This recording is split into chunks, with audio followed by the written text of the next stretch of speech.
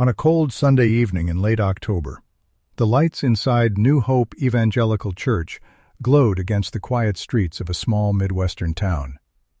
The sanctuary was full, every seat taken. Cameras mounted along the walls streamed the service live, their small red lights blinking steadily. Pastor Daniel Wright stood at the pulpit, calm and confident, his voice practiced from decades of preaching. Tonight's sermon was titled, Pure Faith Without Distractions. To many in the room, it sounded familiar, safe, biblical. Then his tone shifted. If we are serious about following Christ, he said, pausing just long enough, we must stop elevating figures who were never meant to be worshipped. A few people nodded, others glanced around. Several rose from the front. Helen Morales, a Catholic woman who had lived in this town most of her life, lowered her eyes. Her hand tightened inside the pocket of her coat, fingers closing around a worn rosary she never displayed in public. Near the back of the sanctuary, a man no one recognized sat perfectly still. Dark coat, no Bible open, his posture straight, his attention unwavering. When the pastor spoke again, this time naming Mary, the air in the room subtly changed. Not louder, not angrier, heavier. No one interrupted, no one protested, but something unseen was forming in the silence. And when the pastor crossed a line he did not realize existed, the man in the last row slowly rose to his feet. If you believe faith should never be built by tearing others down, consider subscribing to Heaven Walks with Us. This channel shares quiet, powerful stories, told without shouting, without judgment, where moments of grace often appear in silence, not spectacle. Long before Daniel Wright became the pastor of New Hope Evangelical Church, he had been a boy kneeling beside his mother's bed in a modest home in Iowa. Back then, his world was smaller, quieter, shaped by routine prayers and the soft clinking sound of beads sliding through his mother's fingers each night. Margaret Wright believed deeply in the Virgin Mary, not loudly, not theatrically. Her faith was woven into habit, lighting a candle, whispering a Hail Mary, trusting that someone was listening. Daniel watched. Sometimes he prayed along, sometimes he only listened. When he was 17, his father collapsed without warning. A stroke, sudden, severe. The hospital room filled with machines, hushed voices, and unanswered questions. Margaret prayed the way she always had, steadily, desperately, before a small statue of Mary she brought from home. Nurses came and went. Hours passed. Days followed. Daniel waited for something to change. Nothing did. His father died on a gray Tuesday morning, the kind that felt unfinished. At the funeral, people spoke about God's will and eternal hope. Daniel heard the words, but they landed somewhere far from belief. What stayed with him was the image of his mother praying through tears and the silence that followed. In the years that came next, Daniel did not lose faith in God, but something hardened inside him. He stopped praying with his mother. He stopped entering Catholic churches. When he eventually encountered evangelical Christianity in college, its clarity appealed to him. No statues, no intercession, just Scripture, just Christ. It felt clean, certain, untouched by disappointment. By the time Daniel returned to Iowa as a trained pastor, his theology was firm, well-structured, and admired by many. He preached with conviction. He avoided vague language. He believed sincerity demanded precision. What he never addressed, what no sermon had touched, was the quiet resentment still buried beneath his certainty, the unresolved grief, the prayer that, in his mind, had gone unanswered. On that Sunday night in October, as he stood before his congregation speaking about pure faith, Daniel believed he was protecting people from confusion. Helen Morales heard something else. And the man in the back row, still unnamed, still silent, listened as though every word mattered. By the time Daniel Wright accepted his first pastoral position, he was known for one thing above all else: certainty. He spoke without hesitation. His sermons were structured, his theology precise. Congregations appreciated the clarity. In a world full of spiritual noise, Daniel offered clean lines and firm answers. For many, it felt reassuring. But certainty, when left unexamined, can quietly harden into armor. Daniel did not talk about his mother often. After his father's death, their relationship changed in ways neither of them named. Margaret continued attending Mass. She continued praying the Rosary. Daniel, meanwhile, began to distance himself, not from her, but from what she represented. To him, her devotion had become a reminder of disappointment. When Margaret passed away years later, Daniel did not kneel beside a bed this time. He stood. He remained composed. People admired his strength. Few noticed the way his jaw tightened during the prayers he no longer said. He told himself he had moved on. At New Hope Evangelical Church in Mason City, Daniel built a reputation as a pastor unafraid to address uncomfortable truths. He spoke often about avoiding spiritual distractions, about keeping faith centered solely on Christ. To most of his congregation, his words sounded principled, biblical.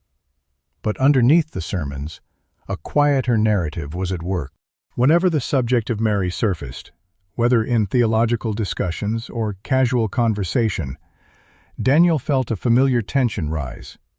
Not anger, something closer to resistance, as if allowing respect might reopen a door he had spent years keeping shut. When a Catholic parish across town placed a statue of the Virgin Mary near their entrance that fall, Daniel noticed immediately. So did others. Comments appeared online. Questions were asked. A few younger members approached him, confused about the differences between traditions. Daniel saw an opportunity. In his mind, he wasn't preparing a confrontation. He was preparing clarity.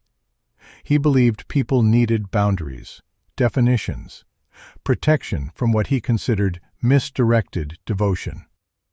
He spent days outlining the sermon, scripture passages, key points, language carefully chosen to sound firm, not cruel.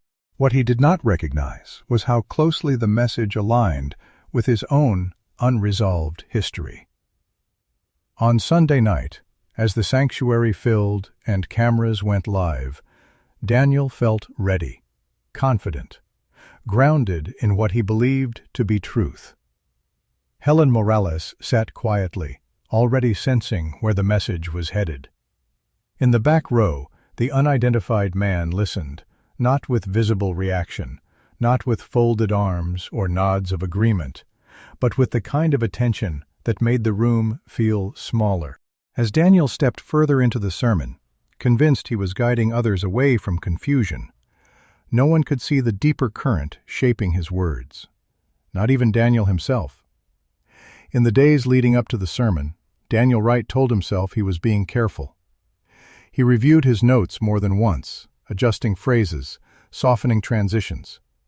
He removed words that sounded aggressive, replaced them with language he believed was instructional. This was not about attacking anyone, he assured himself.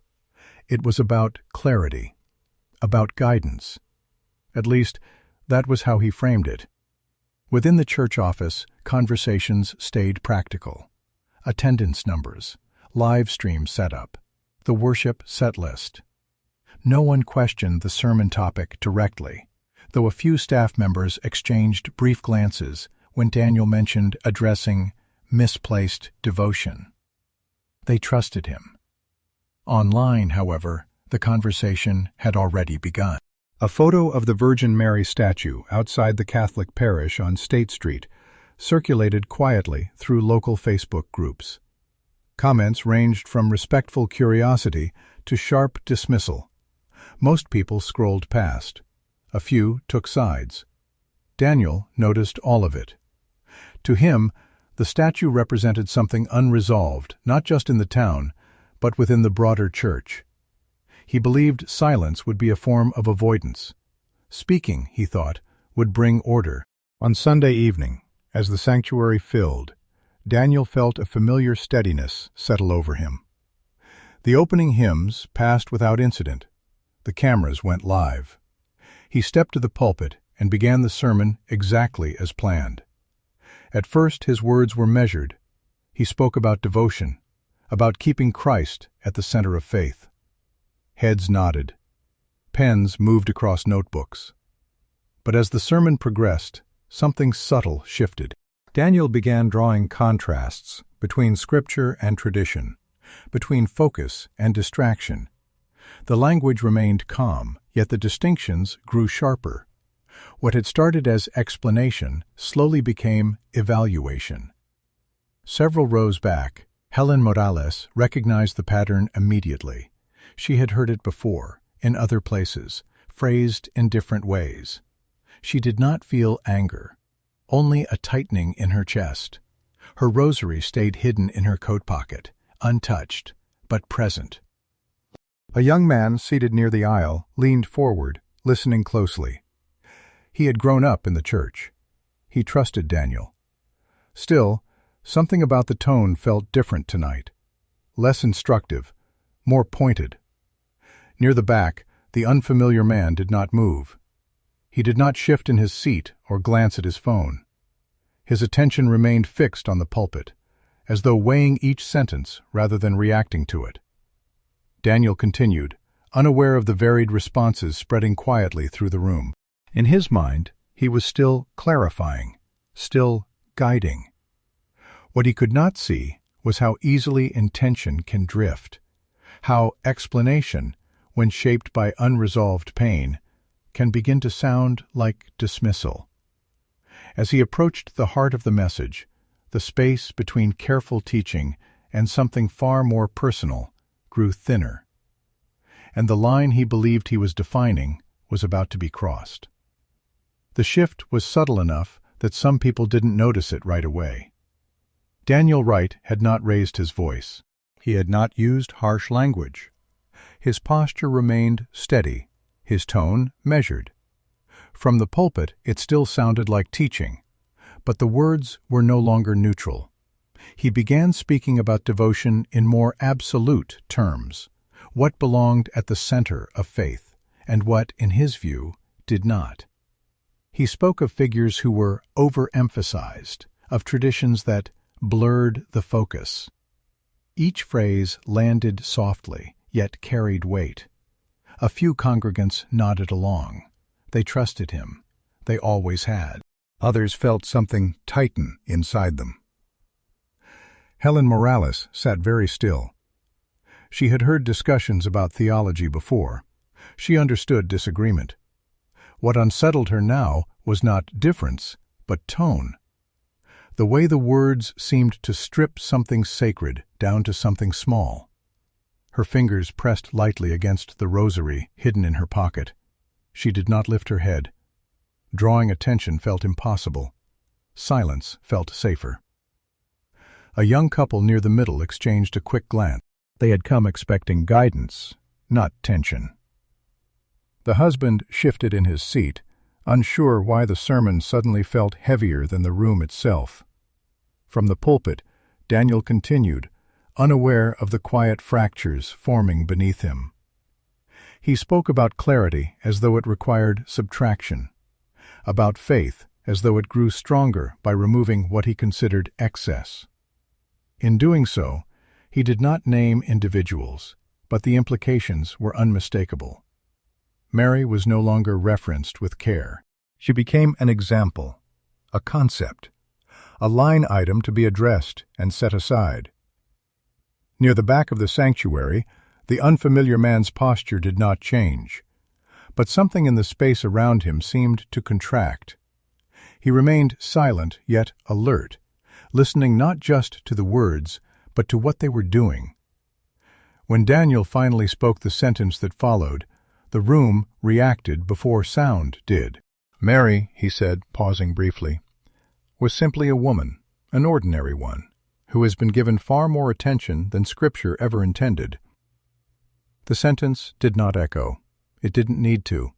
No one gasped, no one objected, but the atmosphere shifted decisively, like a door closing.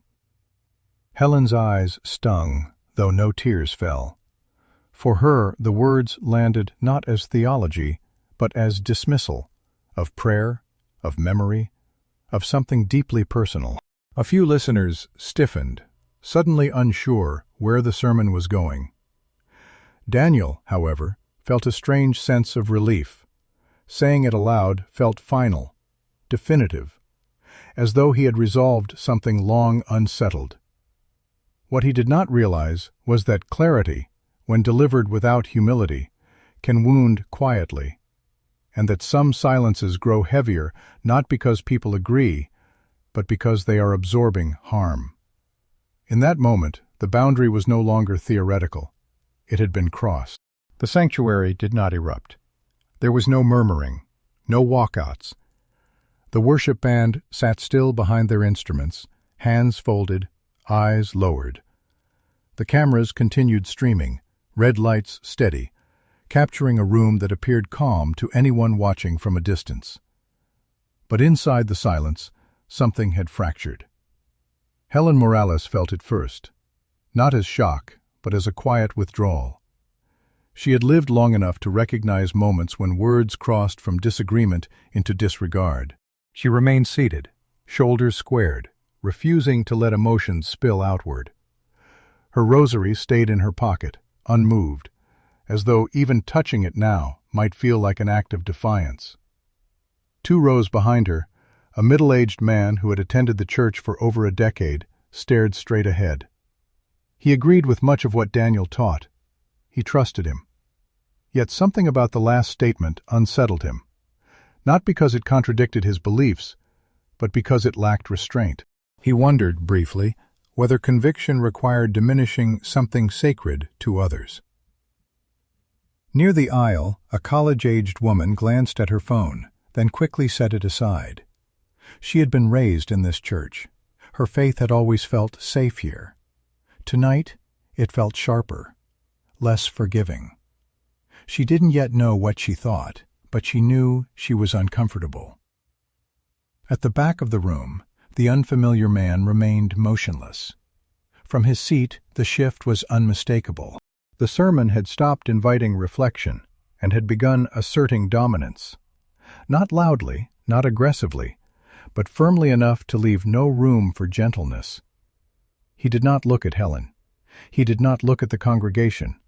His attention stayed fixed on the pulpit. Daniel Wright, meanwhile, mistook the stillness for agreement. He continued, pressing forward with renewed confidence. He spoke about keeping faith undistracted, about guarding doctrine from emotional attachments. Each sentence followed logically from the last, building a case he believed was both sound and necessary.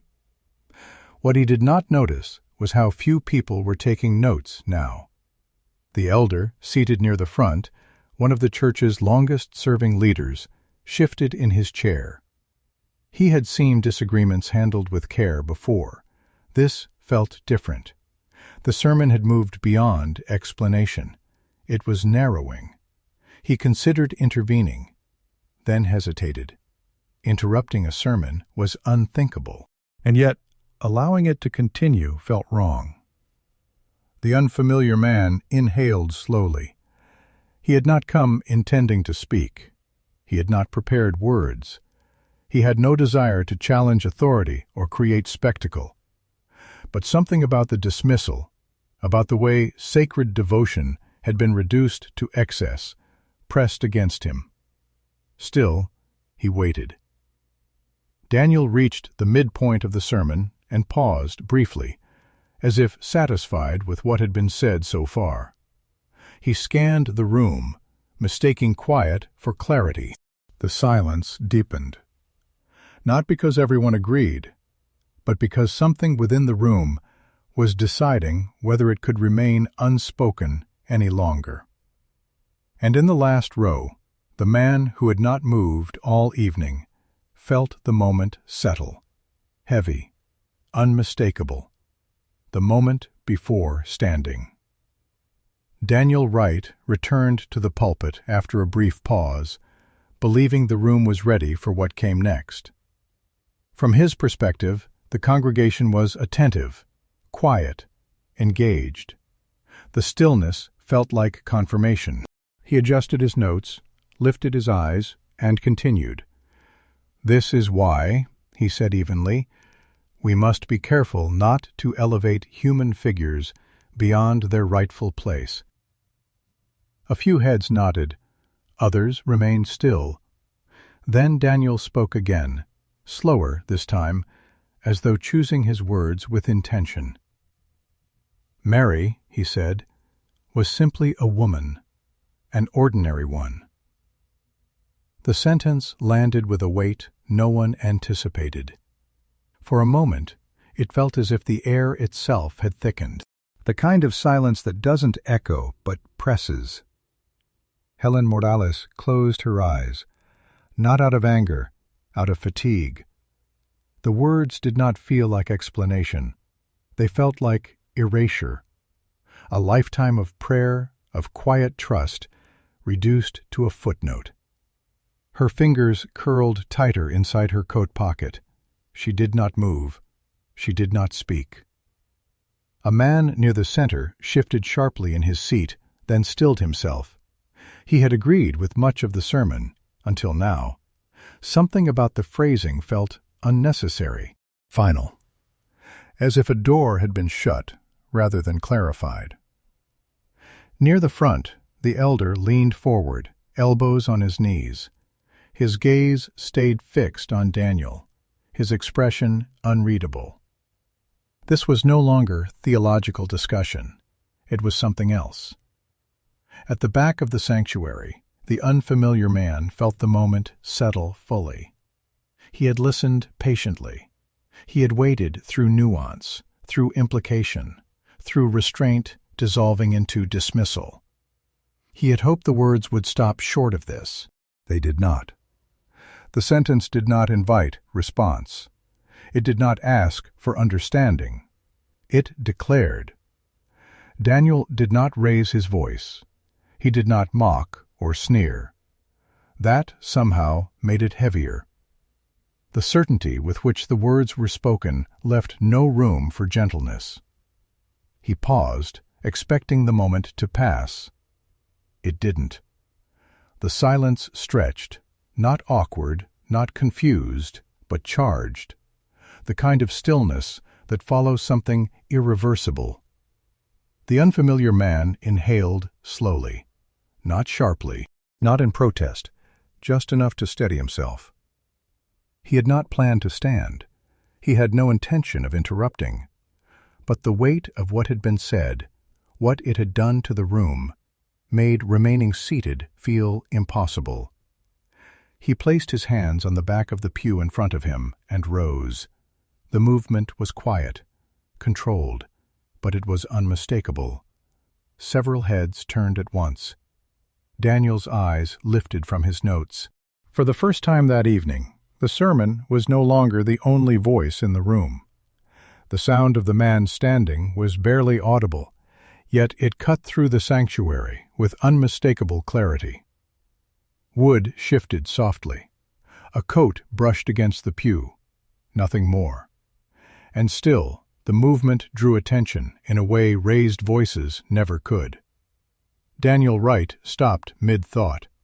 His hands rested on the pulpit, fingers lightly gripping the edge. He looked toward the back of the room, momentarily uncertain whether the interruption was intentional. The unfamiliar man did not speak.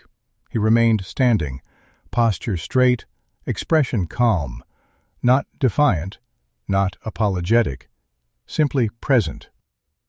A ripple of awareness moved through the congregation. People turned, not out of curiosity alone, but because the silence itself seemed to point toward him.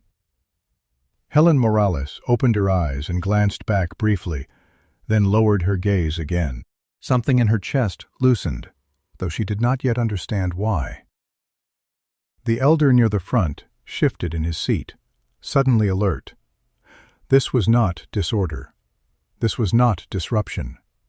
Whatever was happening, it was restrained. Daniel cleared his throat. "Yes?" he asked, his tone measured, still in control. The man took a breath, not to argue, not to raise volume, but as though choosing restraint with intention. "I don't wish to interrupt," he said quietly. His voice carried farther than expected, not because it was loud, but because the room was listening now. Daniel hesitated, then nodded once. "Go ahead." The congregation leaned forward almost imperceptibly. Phones remained lowered. No one moved to capture the moment. It felt, strangely, inappropriate to record. The man did not approach the pulpit. He did not gesture. He kept his hands at his sides, grounding himself in stillness.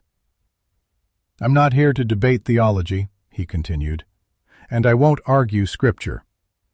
A few people relaxed. Others grew more alert. Daniel's jaw tightened slightly, not in anger, but anticipation. The man paused again, not for effect, as though allowing the weight of the moment to settle fully before continuing. "I only want to ask a question," he said. The words hung in the air, gentle and firm all at once. Helen's fingers loosened around the rosary. She did not look up, but she listened with a focus that bordered on prayer. A young man near the aisle held his breath without realizing it. He had expected confrontation, raised voices, clashing beliefs. This felt different, slower, more deliberate. Daniel nodded once more. "All right," he said. "Ask." The unfamiliar man lifted his eyes then, not scanning the room, not seeking allies, but looking directly toward the pulpit. His gaze was steady, without accusation. For a brief moment, it seemed as though the room itself leaned inward. What he was about to ask did not sound confrontational. It did not challenge authority outright. It did not accuse. And yet, something about the stillness preceding the question suggested it would reach further than argument ever could. The kind of question that does not demand an answer, but reveals one. The man did not rush. He stood where he was, hands still, shoulders relaxed, as though the room itself deserved patience. "When we speak about devotion," he said slowly, "we often talk about what distracts us from God." Daniel listened without interrupting. His posture remained firm, but something in his expression shifted, alert now, cautious. The man continued, "We talk about purity of faith, about keeping our focus narrow." A pause. "Those are important concerns." No one moved. No one whispered. Helen felt her breathing steady. She did not yet know where this was going, but she sensed that it mattered. The man lifted his chin slightly, not in challenge, but in invitation.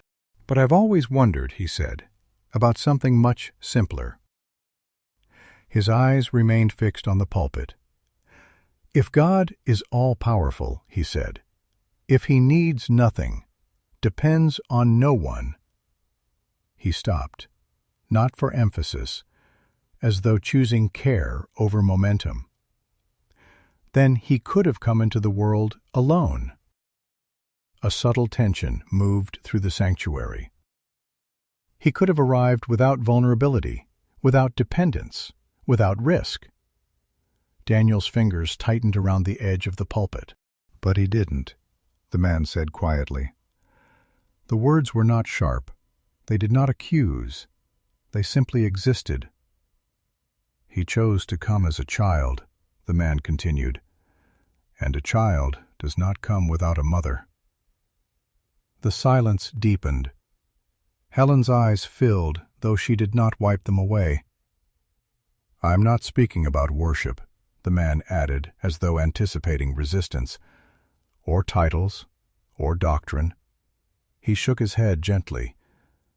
"I'm asking about choice." Daniel did not respond. "If God chose to enter the world through someone," the man said, "then that choice mattered." He paused again, longer this time. "It wasn't random," he said, "and it wasn't insignificant." A few people shifted uncomfortably, not because they disagreed, but because the question bypassed categories they were used to defending. The man's voice remained steady. "So when we reduce that choice," he said, "when we speak of it as ordinary or excessive—" He stopped himself, eyes lowering briefly. "We should ask whether we are protecting faith," he said, "or protecting ourselves from something we'd rather not revisit."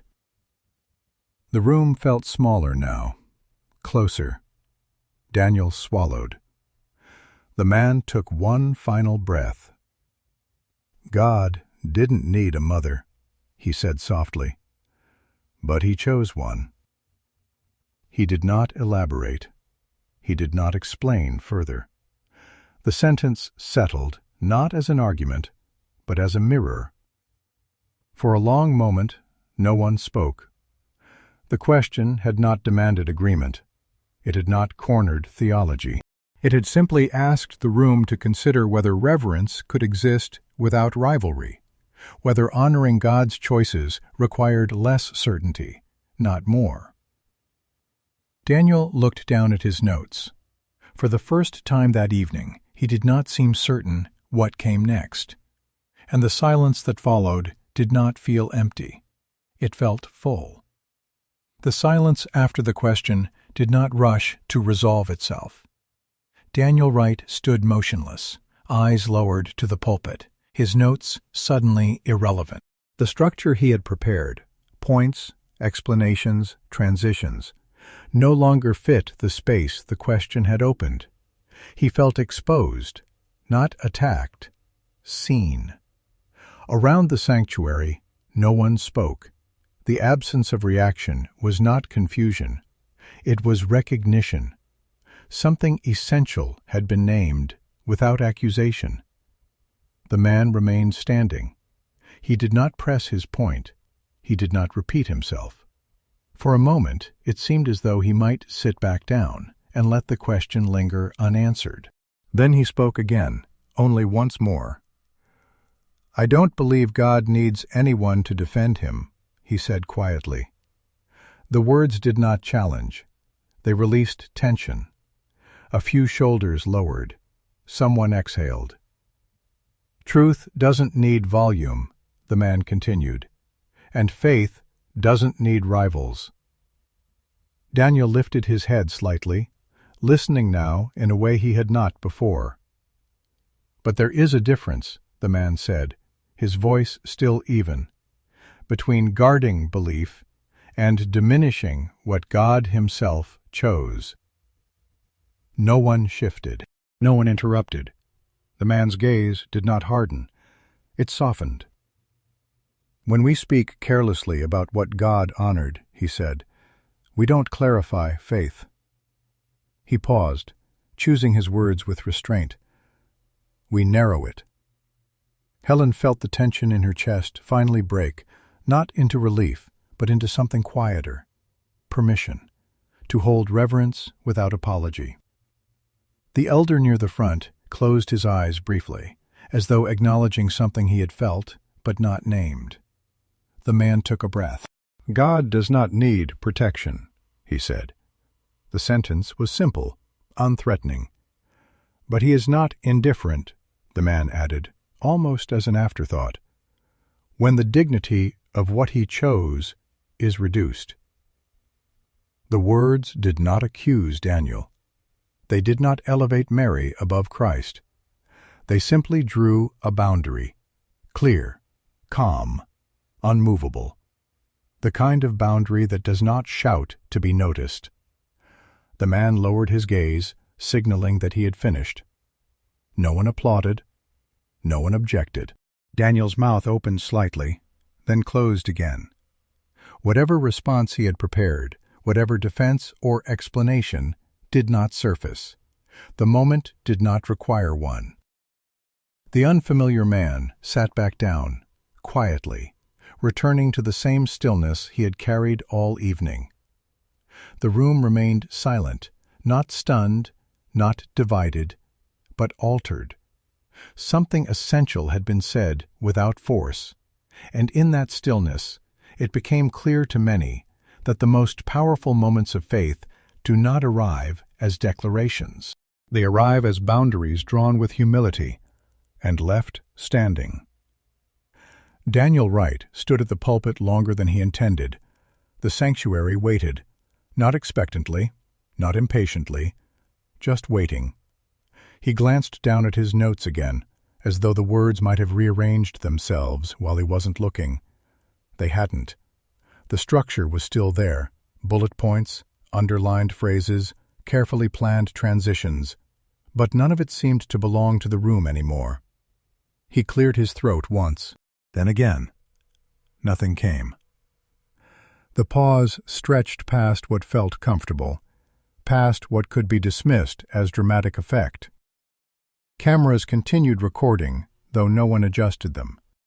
The worship band remained seated, hands folded, eyes fixed somewhere between concern and restraint. Daniel felt the weight of the moment settle inward.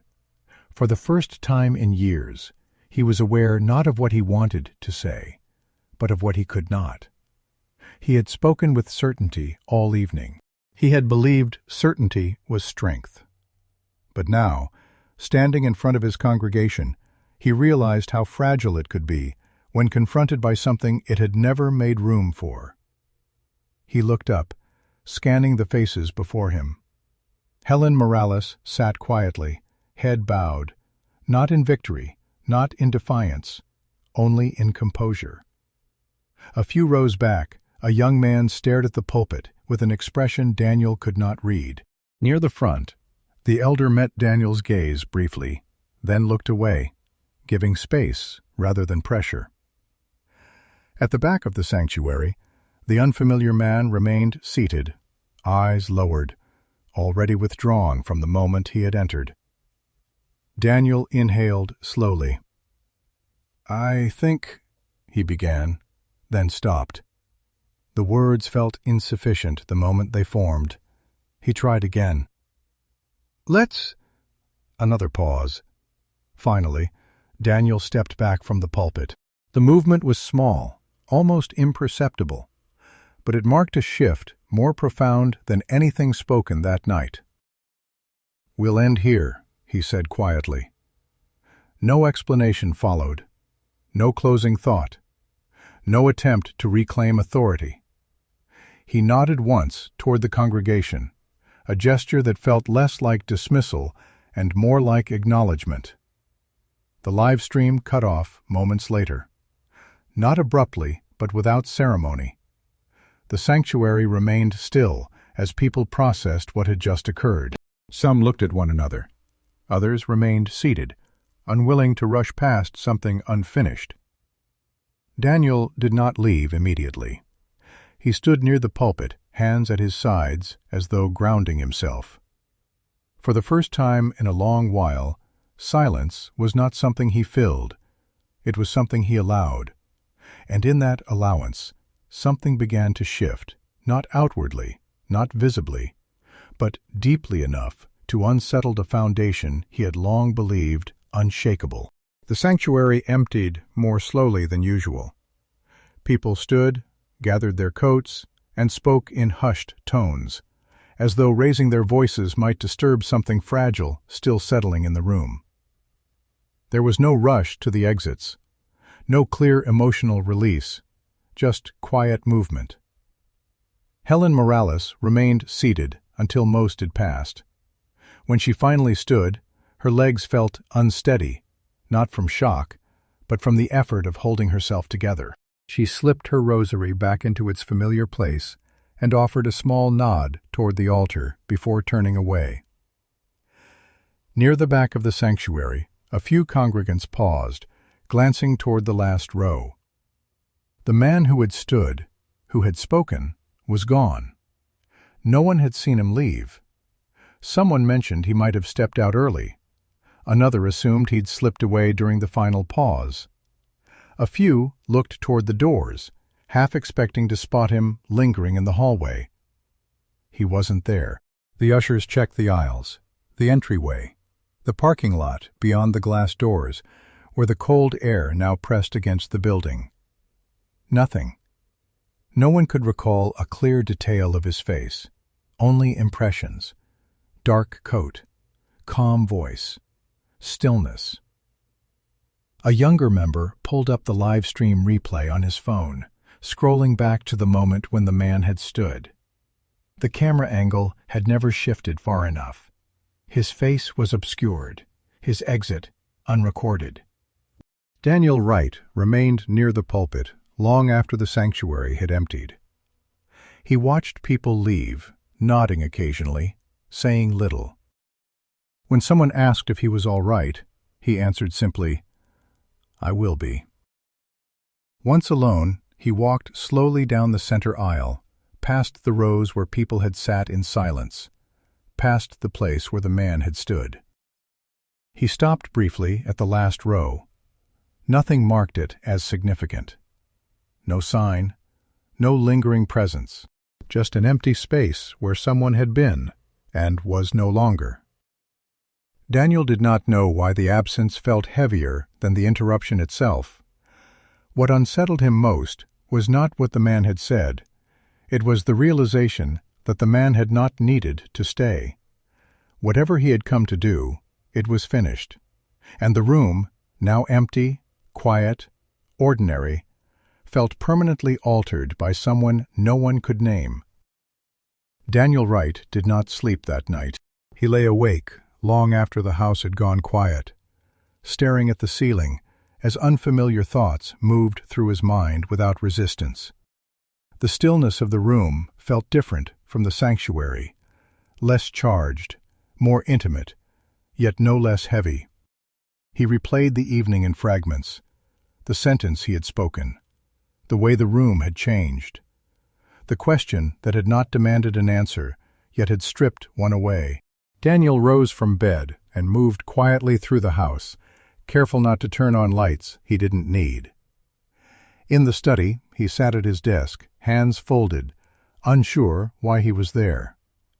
He had prepared countless sermons at that table. Tonight, there was nothing to prepare. He reached for his Bible, opening it without intention. The pages fell to a familiar passage, one he had read many times, preached around, but never lingered within. He did not read it aloud. He read it slowly, allowing the words to exist without explanation. His mind drifted, back to his mother, Margaret Wright, kneeling beside her bed, the rosary beads moving steadily between her fingers, the calm in her voice, even when fear was present. He remembered how small he had felt beside her then, how certain she seemed that someone was listening. He had spent years convincing himself that certainty was naivete. Tonight, that confidence felt thin. Daniel closed the Bible and leaned back in his chair. For the first time in a long while, he allowed himself to name what he had avoided. He had never forgiven Mary, not the figure he had preached about, but the symbol she had become in his life. Not for failing to save his father, not for the silence that followed his mother's prayers, not for the disappointment that had settled into belief and hardened there. The realization did not bring relief. It brought clarity. Daniel bowed his head, not to pray in the way he was used to, not with structure or intention, just enough to stop holding himself upright. "I don't know what to do with this," he said quietly, to no one in particular. The words did not echo. They didn't need to. He sat there for a long time, breathing slowly, letting the weight of memory and meaning exist together without forcing resolution. There was no vision, no voice, no answer that arrived neatly. Only the unsettling awareness that something long buried had been disturbed, not by argument, but by restraint. When Daniel finally returned to bed, sleep came briefly and without rest. Morning would come with responsibilities, with explanations he wasn't ready to offer. But for now, the night held him in a space he could no longer deny, a space where certainty had loosened, and humility had quietly taken its place. The following Sunday, New Hope Evangelical Church felt different. Nothing visible had changed. The building stood as it always had. The worship schedule remained intact. The same cameras blinked red as the service went live. To an outside observer, it was another ordinary gathering in a familiar place. But for those inside, something had shifted. Daniel Wright approached the pulpit more slowly than usual. He did not carry a thick stack of notes, only a single page, folded once. His expression was calm, though less certain than before, not weakened, but softened. He began the service without referencing the previous week. There was no explanation, no defense, no attempt to regain authority through clarification. Instead, Daniel spoke about humility, about the limits of certainty, about how easily conviction, when left unchecked, can drift into something that wounds rather than guides. He did not mention Mary by name. He didn't need to. What he did say was enough. "We are responsible," he told the congregation, "not only for what we believe, but for how we speak about what others hold sacred." The words were measured, careful, not performative. Helen Morales listened from her usual seat, hands resting quietly in her lap. She felt no triumph, no validation she needed voiced aloud. What mattered was the absence of dismissal, the space that had returned. After the service, conversations remained subdued. People lingered longer than usual. Some spoke about the sermon. Others spoke about unrelated things. But no one joked. No one minimized. The man who had stood the week before did not return. No one expected him to. In the weeks that followed, subtle changes took hold. Daniel adjusted his language. He spoke less in absolutes. When discussing differences between traditions, he chose restraint over contrast. He did not pretend the past Sunday had never happened, but he did not turn it into a story either. There were no declarations of transformation, no public confessions, just a boundary that remained in place. Among the congregation, something similar occurred. Disagreements continued, as they always would. But a quiet awareness lingered, that faith, when defended by diminishing others, loses something essential, and that reverence, once stripped away, is difficult to restore. As for Daniel, the questions raised that night did not vanish. They stayed with him, not as accusations, but as companions, reminding him that certainty is not the same as truth, and that humility, once learned, reshapes belief slowly, permanently. Nothing miraculous happened. No one claimed to understand what had occurred in the sanctuary that night. But the line that had been crossed and then redrawn was not forgotten. And sometimes that is how lasting change begins, not with answers, but with restraint. This story does not end with a miracle. No one was healed. No doctrine was rewritten. No voice from heaven interrupted the silence. What changed was something quieter. A boundary was revealed, one that faith does not cross without consequence. Not because God is fragile, not because belief needs protection, but because reverence matters. The moment in that sanctuary was not about winning an argument. It wasn't about proving who was right. It was about remembering that faith, when spoken without humility, can wound, and that what God chooses to honor should never be reduced for the sake of certainty. No one in that room claimed to understand what truly happened. Some called it coincidence. Others called it conviction. Most simply carried the weight of it home in silence. And perhaps that is where stories like this belong. Not as conclusions, not as answers, but as invitations to speak more carefully, to listen more deeply, and to remember that restraint can sometimes reveal more truth than volume ever could. If this story caused you to pause, even briefly, consider subscribing to Heaven Walks with Us. This channel doesn't tell you what to believe. It shares stories where faith unfolds quietly, where presence matters more than explanation, and where the most powerful moments often arrive without spectacle. If you choose to walk with us, you're welcome here. Not for answers, but for the space to reflect, to listen, and to notice what remains after the silence.